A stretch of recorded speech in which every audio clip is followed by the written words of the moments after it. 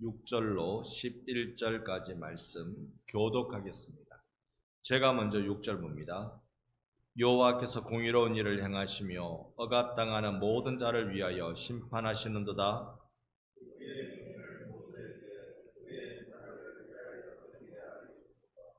여호와는 긍휼이 많으시고 은혜로우시며 노하기를 더디하시고 인자하심이 풍부하시도다.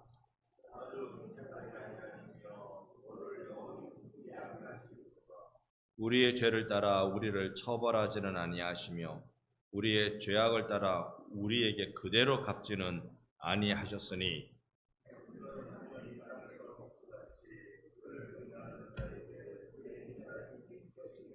아멘. 할렐루야. 아멘. 여름은 항상 지치는 계절이겠지요. 그런데 이럴 때 우리가 좀 상상을 해보면 어떨까요? 시원한 여름.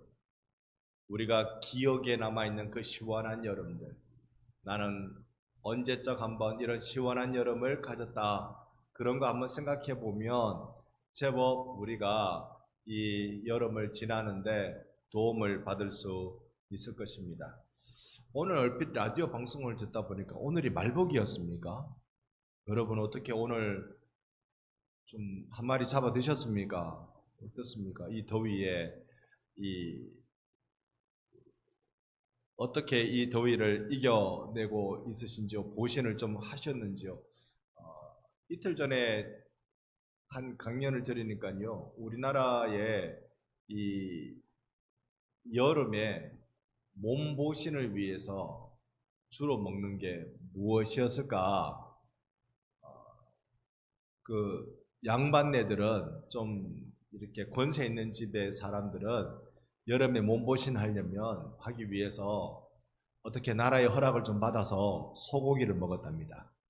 조선시대는 소고기는요, 궁에서만 먹는 거지 이거 그냥 민간에서 함부로 못 먹는 거였대요. 그런데 이렇게 특별히 더운 날 때는 양반네들은 그렇게 허락을 받아가지고 뒷고기 말고 제대로 된 소고기를 먹어서 몸보신을 했다고 합니다.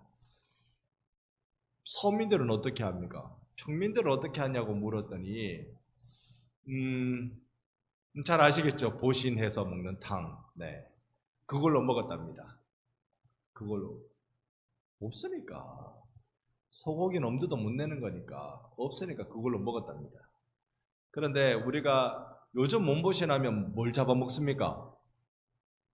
요즘은요? 닭 잡아먹지 않습니까?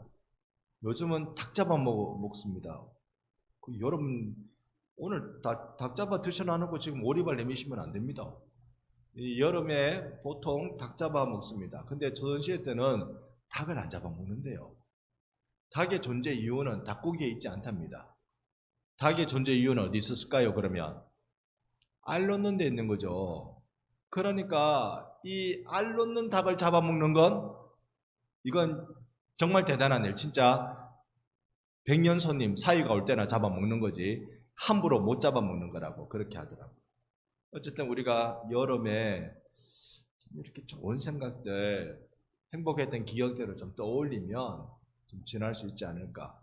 요즘요 새벽이나 이렇게 나오면 아무리 뜨거운 여름도 세월의 장사가 없다. 살짝 이 더위가 이제 맛이 가고 있어요. 더위가 이제 살짝 맛이 가고 있어요. 그렇습니다. 우리 인생의 낙심이 될 때는 어떻게 하면 좋을까요? 인생의 낙심이 될 때는 방법이 딱 하나 있습니다. 감사한 일을 자꾸 생각해 보는 것입니다. 이거요, 훈련이 필요하고 연습이 필요합니다만 감사한 일을 자꾸 생각해 보면 낙심을 이길 힘을 또 받기 시작하는 것입니다. 우리가 지난 수요일은 제가 빼먹었군요. 제 아버님 덕택에 수요 예배를 한번 빼먹었습니다.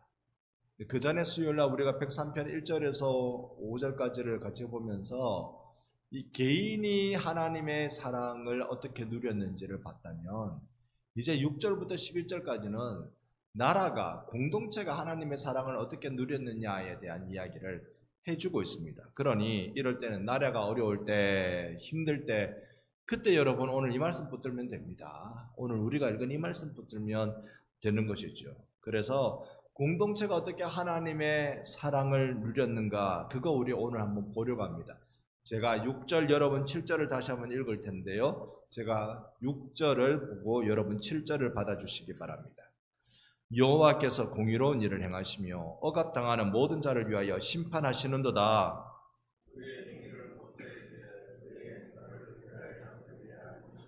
아멘. 자, 6절을 보니까 하나님은 공의로운 일, 정의로운 일을 행하신다라고 합니다. 7절에 보니까 그 일이 뭐냐면 모세에게 알려주신 일, 그게 무엇이었을까요? 출애굽 때 이집트에 10가지 재앙을 내린 사건을 얘기하는 겁니다. 자, 여기에 우리가 곰곰이 좀 살펴보니까 하나님이 이스라엘을 건져내기 위해서 애굽에다가 10가지 재앙 내린 게 이게 하나님의 공의를 나타내는 거라고 말씀합니다. 그러니까 10가지 재앙은요, 애굽의 죄악에 대한 하나님의 심판이었다는 겁니다. 이게 놀라운 겁니다. 하나님은 세상을 심판하시는 분이십니다. 하나님의 심판과 그 다음에 그것을, 그의 행위를 모세에게, 그의 행사를 이스라엘 자손에게 알리셨다. 왜 알리셨죠? 하나님은 그들에게 무엇 주시기 위해서요? 애굽에게는 재앙을 내리시는데 이스라엘에게는 무엇을 주시기 위해서? 구원을 주시기 위해서 그걸 알리신다는 겁니다. 여기에 여러분 우리가 복음의 핵심이 있습니다. 여기에 복음이 가지고 있는 독특한 특징이 있어요. 그 특징이 뭐냐면 여러분, 복음은 생명이기도 하고 심판이기도 합니다. 예수의 복음은요, 누군가에게는 구원이 되고 누군가에게는 심판이 됩니다. 이게 하나님이 이스라엘을 건져내는 출애굽의 사건이 애굽에는 심판이 되고 이스라엘에게는 구원이 된 것과 같은 것입니다. 여러분에겐 예수의 십자가 복음이 구원으로 여러분의 삶에 적용된 줄로 믿습니다. 그러니까 이게 왔죠. 예수의 복음이 나에게 구원이니까 우리가 예수 믿고 나왔죠. 예수 안 믿으면 안 믿는 것 자체가 심판이에요. 안 믿는 것 자체가. 그래서 우리가 믿는 복음은 이런 독특한 특징을 가지고 있다. 두 가지 양면을 가지고 있다는 거죠. 하나는 구원, 하나는 심판.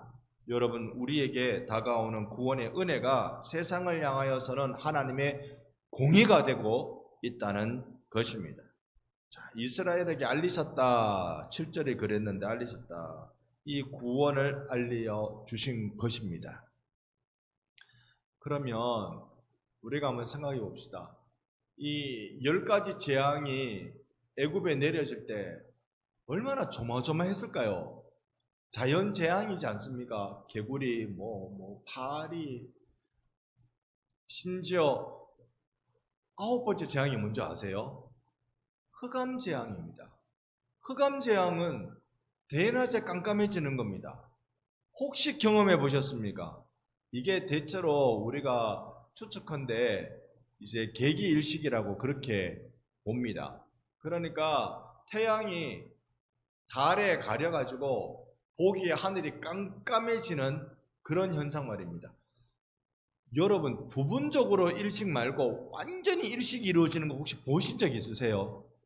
여러분 생애에 부분적으로 하늘에 해가 이렇게 이 달에 잡아먹히는 거 말고 완전히 전체 다가 잡아먹히는 그런 일 일어나면요, 고대 사회에서는요, 추장이건 고을 수령이건 나라 임금이건 바짝 엎드려 자복해야 됩니다. 자기들 죄 때문에 그게 일어났다고 여기기 때문에.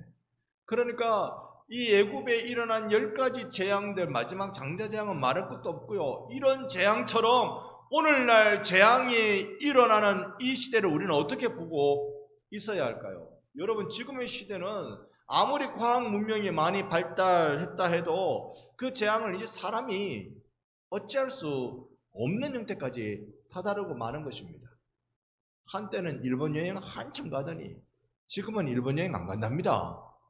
이유가요, 100년 만에 큰 지진이 일어날 것 같다고 예견하는 학자들이 많아가지고 일본에 가면 그 지진 만날까 싶어서 일본 여행을 안 간답니다. 이 말씀을 듣고 이때야말로 갈 때다, 옳다거나 좋다거나 이렇게 하시면 안 돼요. 진짜 위험한 건 위험한가 봐요. 그러니까 이런 자연재해를 사람이 못 막는 거잖아요. 사람이 못 막습니다. 오히려 이 과학이, 기술 발전이 또 재해로 다가오기도 하던데요.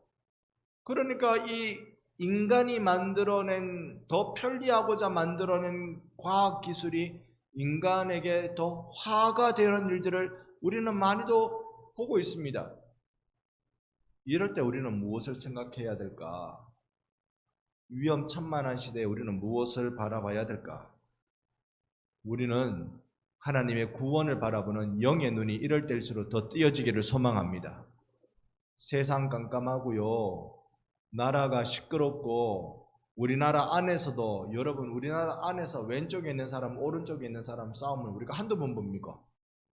한두 번 봅니까?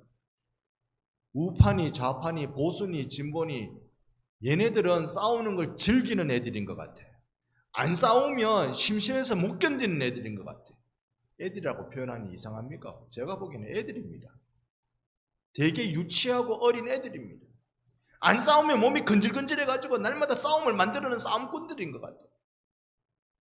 맨날 으르렁거리고 어느 한쪽에서 좀 물고 늘어져가지고 죽을 때까지 하려고. 그렇게 방송에서 싸워놔놓고 나중에 뒤로 악수하고 소주 한잔 한다는데 걔네들이 그럼 어째 애들이지 뭐. 여러분, 이럴 때 우리가 참 세상 시끄럽고 나라가 위태하다고 느껴지는 이럴 때 우리가 예수를 바라봐야 할 때이지 않을까요? 그 예수님은, 그 예수를 보내신 하나님은 어떤 분이신지 오늘 성경에 우리에게 잘 알려줍니다. 이 말씀 여러분 꼭 새기시기를 바라는 마음이고요. 여러분 볼펜 가지고 오셨으면, 색연필 가지고 오셨으면 8절에다가 하얗게 표시를 좀 해놔 보시기를 바랍니다. 8절에다가 103편 8절 우리 같이 한번 읽어봅니다. 여호와는 긍휼이 많으시고 은혜로우시며 노하기를 더디하시고 인자하심이 풍부하시도다. 아멘. 여러분, 우리가 세상 심판이 일어날 때 왜 우리가 안전하다고 생각할 수 있죠? 세상의 위험보다 하나님의 긍휼이 더 크기 때문인 줄로 믿습니다. 그 크신 하나님, 하나님이 누구신지를 정확하게 8절에 이야기해요. 하나님 긍휼이 많은 분이십니다. 긍휼이라는 한자를 우리나라 말로, 우리네 말로 바꾸면 뭘까요? 불쌍히 여기는 거잖아요. 우리 하나님 나를 불쌍히 여기시는 줄 믿습니다. 나를 불쌍히 여기세요. 많이 그러세요. 은혜로우시며 노하기를 더디하시고 인자하심이 풍부하시도다. 이게 구약에 자주 반복되는, 하나님이 누구신지를 표현할 때 자주 반복되는 표현입니다. 그래서 우리가 이 많은 표현들, 하나님이 누구신지에 대한 표현들, 이분이 여러분 13절에 잠깐 눈으로 흘려보시면 이분이 누구냐고 우리에게 알려주는 거 아니? 우리 아버지라고, 내 아버지라고 알려줍니다. 그러니 한번 보십시오. 아버지의 눈으로 우리를 보시는데 불쌍히 여기시는 거예요. 아버지의 눈으로 우리를 보시는 게 불쌍히 여기시는 거예요. 은혜로우신 분이에요. 노하기를 더디하시고 인자하심이 풍부하신 하나님이십니다. 그러니 이 하나님이 우리를 어떻게 보시는지 생각해 봐야 되겠습니다. 자, 우리가 7절에 모세 이야기 나왔으니까요. 이게 광야 시대의 배경을 가지고 있는 시편이라는 걸 우리가 염두에 둔다면 이스라엘이 광야에서 어떻게 살았습니까? 이런 것 같아요. 여러 가고 오는 세대의 성도 여러분, 광야를 살았던 우리는 절대 본받지 마세요! 라고 아예 대놓고 나쁜 짓을 해 제끼는 이들이 광야 시대의 사람들이었습니다. 여러분 광야 시대에 나쁜 짓 한 건 많습니다. 우리 머릿속에 지나가는 건 많이 있습니다. 웬만하면 원망이고 웬만하면 불평이고 웬만하면 돌 들고 모세 때려 죽이려고 그러고 이런 일이 한두 번이 아닙니다. 그런데요, 머릿속에 이제 큰 사건을 한번 큰 사건 생각해 보면 시내산에서 이 모세는 율법을 받고 있는데 밑에 아론이 부축해 가지고 이스라엘 사람들이 뭐 하고 있습니까? 뭘 섬기고 있습니까? 금송아지 섬기고 있어요.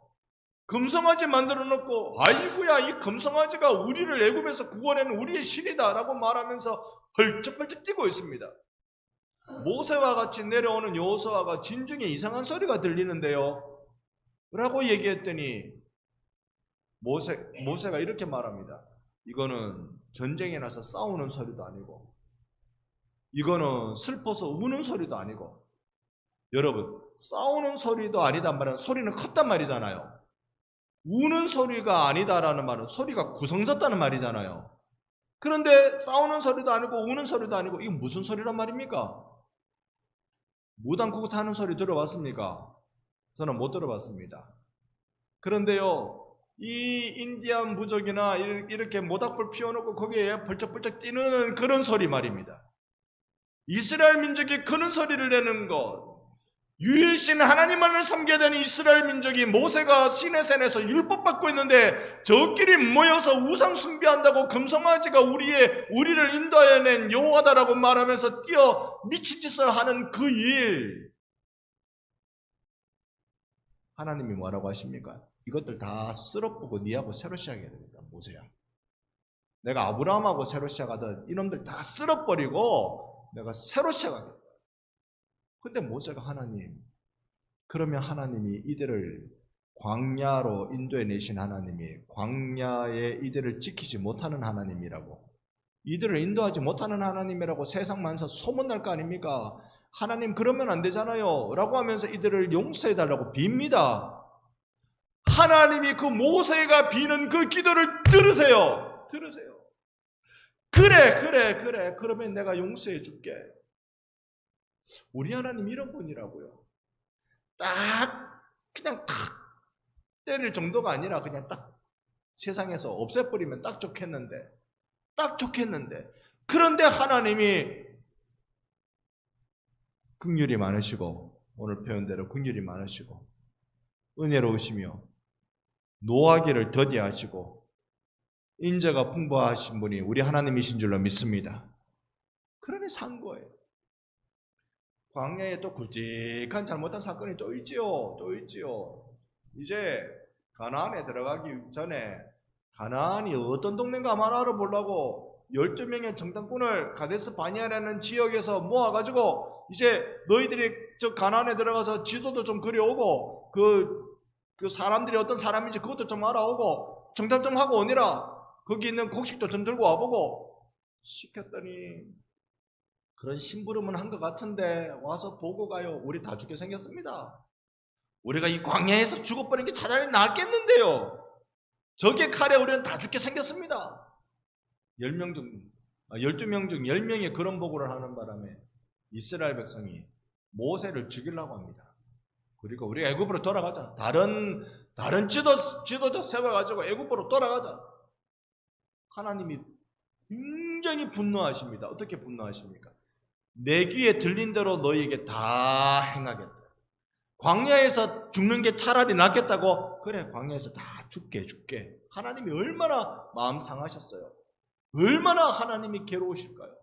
그런데 모세가 또 기도하잖아요. 자, 우리 하나님 어떤 분이신 줄 여러분 아시겠어요? 수많은 죄악 가운데 우리가 죽을 수밖에 없는데 하나님은 긍휼이 많으시고 은혜가 풍부한 노하기를 더디하시는 인자하심이 넘치는 분이신 줄로 믿습니다. 우리 하나님 그런 분이시라고요. 여러분은 이런 하나님을 느끼고 사십니까? 이 우리가 본 8절이 이게 하나님의 성품입니다. 하나님의 성품. 우리 하나님이 이런 분이시다. 우리가 하나님 앞에 나갈 수 있는 이유가 뭘까요? 하나님은 거룩하신 하나님이라면서요. 죄인된 우리가 하나님의 거룩을 만나면 그 거룩하심이 진노로 바뀐다면서요. 그러니 우리가 다 죽게 생겼는데요. 그런데 우리가 어떻게 뻔뻔하게 하나님 만나러 나오겠다고 예배 자리에 턱 앉아 있습니까? 우리는 믿는 구석이 있거든요. 여러분, 요즘은 그러면 안 됩니다만은 옛날에는 자식 잘 되라고 손찌검 하던 때가 있었습니다.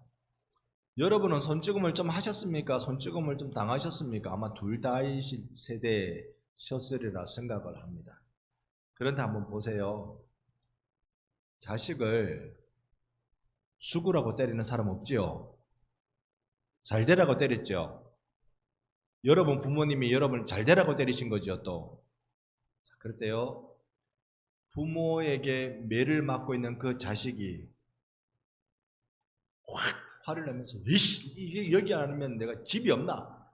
팍 인상 팍 쓰고 집 뛰쳐나가면 요런 자식을 우리가 뭐라고 불러요? 호로 자식이다, 이거를. 보통은요, 대부분은요 다 맞아도 싹싹 비는 게 답니다. 한 번만 봐달라고 한 번만 봐달라고 부모한테 싹싹 빕니다. 맞아도 안 맞으려고 요래 피하고 하는 건 있어도 그 자리를 벗어나지 않습니다. 왜요?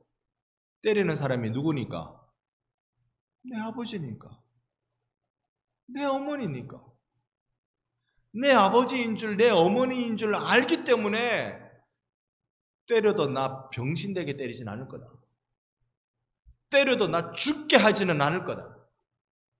때려도 분노가 풀리면 나를 걷어줄 거다. 여기에 대한 확신이 있는 거잖아요. 그게 부모에 대한 자식의 마음이란 말입니다. 내가 잘못한 게 맞아요. 내가 틀렸어요. 내가 맞을 짓 했어요. 그럼에도 불구하고 얻어맞고 있는 중에라도 나 살리려고 저러는 거지. 거기까지 생각이 안 다다를 수 있어도 여기 이것 때문에 내가 내 신세 망치는 건 아닐 거다. 아버지를 알거든. 어머니를 알거든요. 우리 하나님이 누군지 알기 때문에 우리가 주님 앞에 머리 들이밀고 예배당 가운데 나오는 거 아니겠습니까? 우리 허물 많습니다. 허물 많습니다. 형제를 보고 나가라고 욕을 하면 그 살인죄인데요. 형제를 미워하면 살인죄인데요. 지나가는 여자 보고 음욕만 품어도 그 간음죄인데요. 예수님이 살인죄와 간음죄에 대하여 정의를 새로 해버리셨기 때문에 우리는요, 살인죄와 간음죄 피해가지 않는데요. 그런데 하나님 앞에 나온다고요? 그렇습니다. 우리는 하나님 누군지 알거든요. 그 하나님 누구시라고요? 8절 다시 한번 읽어보랍니다. 이 하나님이 내가 믿는 하나님이 이런 분입니다. 8절 다시 한번 같이 읽습니다. 여호와는 긍휼이 많으시고 은혜로우시며 노하기를 더디하시고 인자하심이 풍부하시도다. 아멘. 우리 하나님 이런 하나님인 줄 여러분 꼭 믿으시기를 축복합니다. 이게 민족 공동체가 누리는, 이스라엘 민족 공동체가 누렸던 은혜예요. 죽을 짓을 그렇게 많이 했는데도 그 옛날 역사부터요, 쭉 성경이 기록된 그 계시의 역사 동안 이스라엘이 잘한 구석이 별로 없어요. 소수의 몇몇 사람들이 잘했던 거지. 다수는요, 정말로 엉망진창이었습니다. 하나님이 가나안에 들어가면 이렇게 살으라고 몇 가지 절기를 줬어요.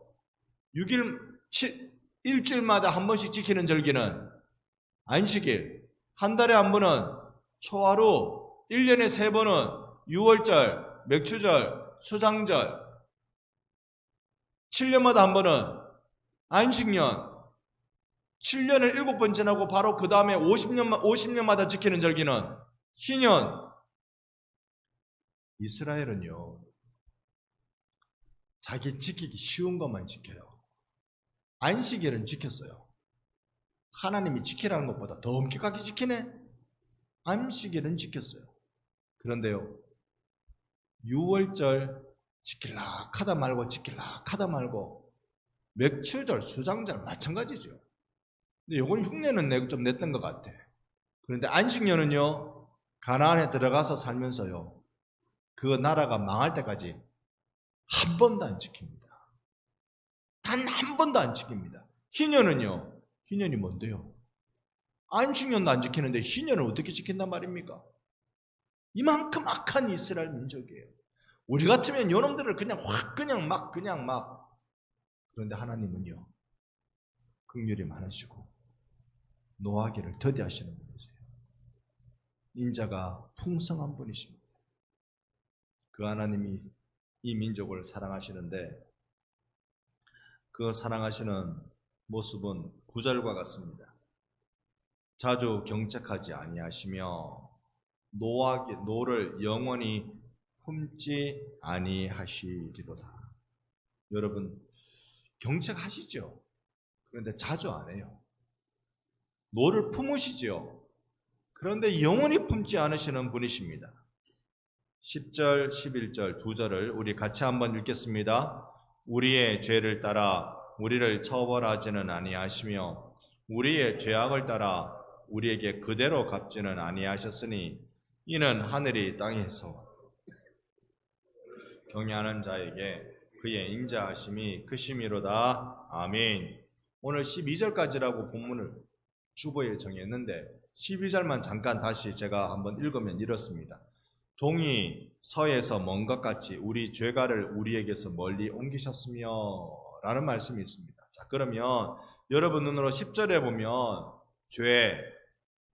죄악 이거 눈에 보이십니까?